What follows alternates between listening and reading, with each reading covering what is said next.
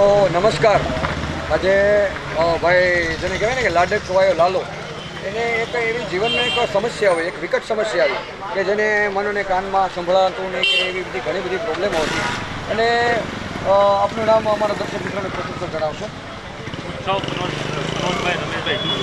બરાબર, ઉત્સવ આ ભાઈનું નામ છે, બરાબર।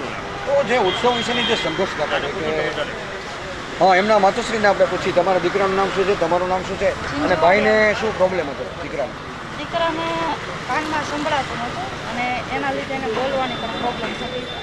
અને અત્યારે કૌશિકભાઈની લીધે અમારે ઓપરેશન થઈ ગયું છે। અમે 1.5 વર્ષ સુધી બહુ સંઘર્ષ કર્યો અને અત્યારે એ સાંભળવા મળ્યો છે અને બોલવા 100% સાંભળે છે અને બોલવામાં પણ ઘણું રાહત છે। એટલા માટે કૌશિકભાઈનો જેટલો આભાર માનું એટલો ઓછો। બિલકુલ, ખાસ કરીને એક માતૃત્વ તરીકેની ભૂમિકા આપણે ભજવી રહ્યા છીએ। મારો લાડકો હોય દીકરો કે રોજ તમે ચિંતા કરતા હતા, બરોબર આરામ નહોતા કરતા, તો ડૉક્ટર પાસે જ્યારે તમે આને દેખાડવા ગયા અને એણે જે વાત કરી કે 10 લાખ રૂપિયા ખર્ચો થશે, તો તમારા મનની અંદર કેવા વિચાર આવતા હતા અને શું દુઃખની વેદના છે? એ તો હોય જ દરેક માને કે મારું બાળકનું શું થશે, સાંભળશે કે બોલશે કે એ બધી પ્રોબ્લેમ થતી જ છે। બિલકુલ, આપણે ઉત્સવના પપ્પાને મળીએ। ઉત્સવના પપ્પાએ ખૂબ દોડધામ કરી છે, કે મુશ્કેલીનો સામનો કર્યો છે અને રાતને દિવસ એક જ ચિંતન હતું, મારા દીકરાને કાનમાં સંભળાતું નથી, એક જ પ્રશ્ન હતો। તો શું કહેશો, એક પિતા તરીકેની ભૂમિકા ભજવી રહ્યા હતા અને જ્યારે નાનો 4 વર્ષનો હતો, 6 વર્ષથી 2 વર્ષ સાથે વેદના હતી કે ભાઈ મારા દીકરાનું શું કરશું, અને એ કૌશિકભાઈનો કોન્ટેક્ટ કઈ રીતે તે થયો અને કૌશિકભાઈ વાસ્તવિક રીતે એક માનવતાની દ્રષ્ટિએ કેવું કામગીરી કરી? મનીષભાઈ સંઘાણી છે ને, મનીષભાઈ સંઘાણી બરોબર, પછી મેં એને વાત કરી બરોબર, પછી એને મને કોન્ટેક્ટ કરી દીધો કૌશિકભાઈનો। કૌશિકભાઈ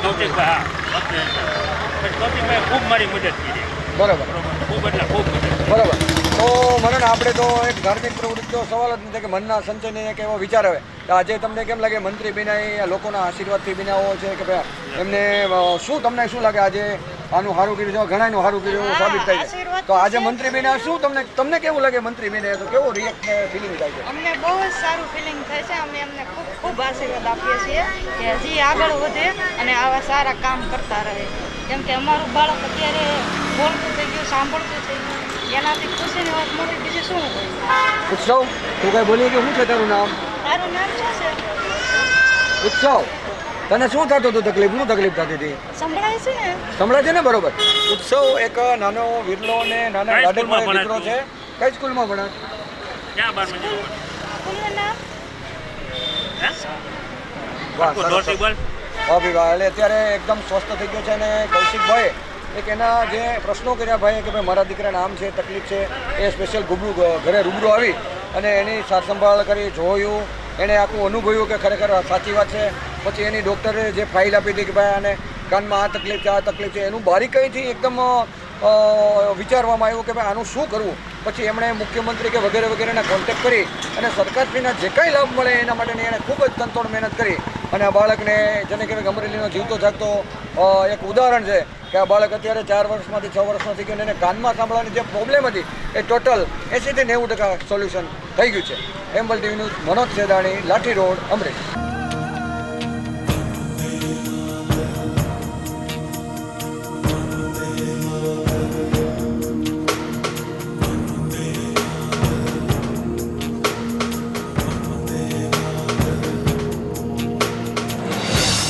દર્શક મિત્રો નમસ્કાર।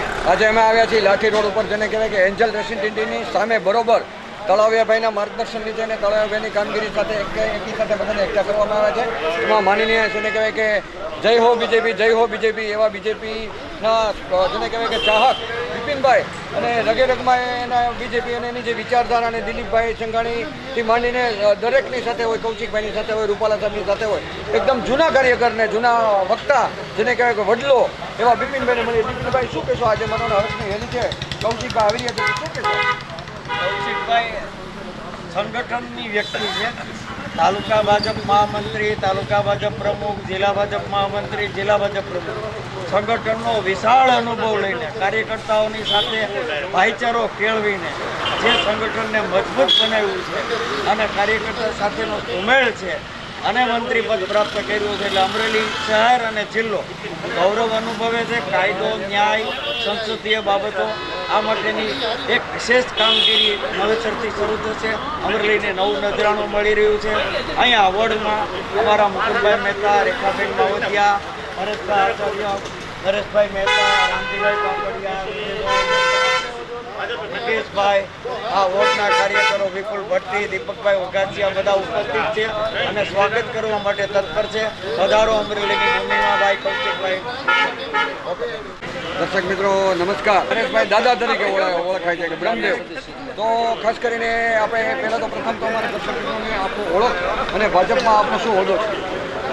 મારા વાઇફ છે જે નગરપાલિકાના 18 વર્ષ અને સદસ્ય છે. ઉપરાંત હું એક ભાજપનો પાયાનો કાર્યકર છું. અમારા ઉર્જાવાન જે કૌશિકભાઈ જે ઉર્જાવાન યુવા અને નેતા છે એને ભક્તને અને પાટા મહેતા જેને ઉર્જા નામનું ખાતું આપ્યું છે એટલે ઉર્જા વધારે ઉર્જા કરીને અમારા નેતાને બહુ સ્ટ્રોંગ બનાવ્યા છે. એટલે એની અમને ખુશી છે અને દિવાળીનો તહેવાર છે. દિવાળી ડબલ દિવાળી તરીકે ઉજવાય એવી અમારી ભાવના અને કૌશિકભાઈ અહીં આંગણે વધારે છે. પહેલી વાર મંત્રી બન્યા એનો આવકારી. Okay, thank you. ખાસ કરીને લોકો બહોળી સંખ્યામાં અહીંયા એકત્રિત થયા છે. તો ખાસ કરીને માનીને કૌશિકભાઈ આવવાના છે તો એમની રાહ જોઈ રહ્યા છે અને બસ 5-15 મિનિટમાં આવે તેવું લોકોનું કહેવાનું છે. એમ્બલ ટીવીનું મનોજ સેદાણી, લાઠી રોડ.